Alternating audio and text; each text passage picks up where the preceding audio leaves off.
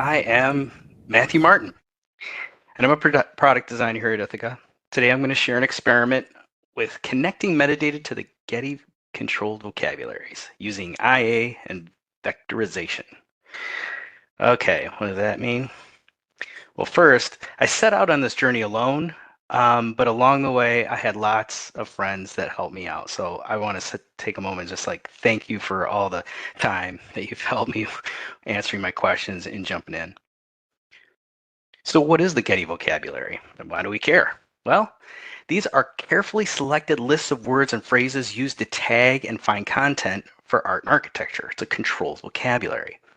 Um, and what we did is we focused on one vocabulary called the Union List of Artist Names, also known as ULAN.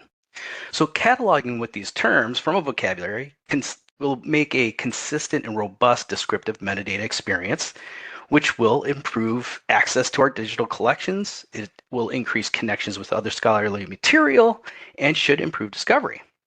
To the right, I'm showing how you would do this by hand. So in the creator field on forum, you see that there is Salvador Dali, and then underneath that is the ULAN connection. And how you would do that is you would have this little search box and you would type it in, find Dali, and click on it, and away you go. But it's very hands-on. Um, but it is easy. However, enriching the metadata like that is kind of resource and time intensive. And I was talking to Christine, and she's like, "Yeah, the problem is, we can find it, but it takes, to do the actual linking is, a time suck." So the problem statement I came up with was, as a cataloger, I want something that enriches my metadata, so I feel free to focus on more complex metadata tasks.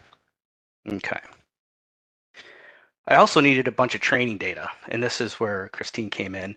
I had some spreadsheets, but we have a treasure trove of high quality metadata, and all I need is the ID and the name.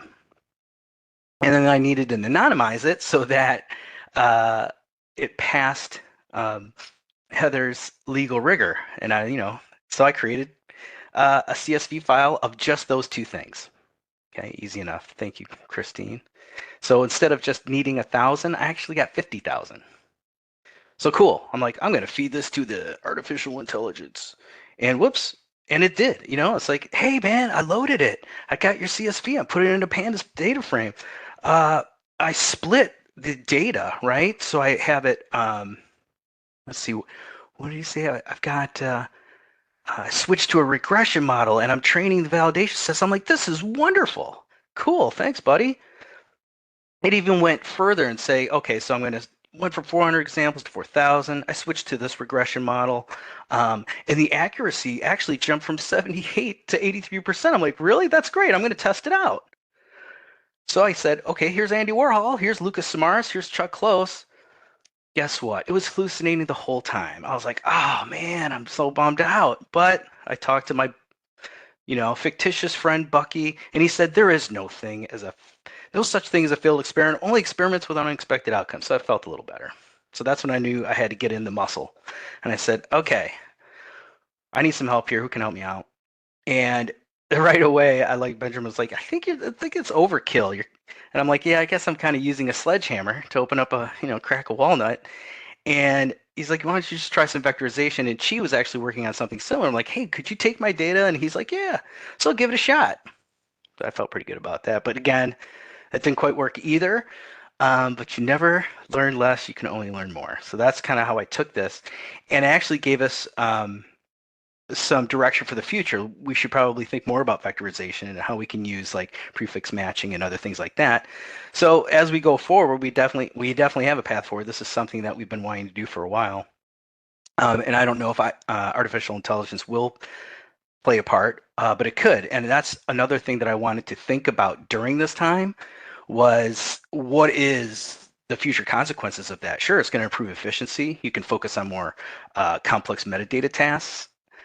But what if those tasks, eliminate some of those, jobs? And what if it perpetuates some of those biases? You're going to lose some of that subtle human contextualization when you actually do some of this cataloging. So I think what we need to do is be careful of making sure that we're bringing people in to train those models like catalogers and metadata librarians, making sure they're part of the quality control and they remove the bias. And we're transparent about how we're using artificial intelligence and what kind of oversight we have, and if we can provide compensation and retraining if those jobs are displaced.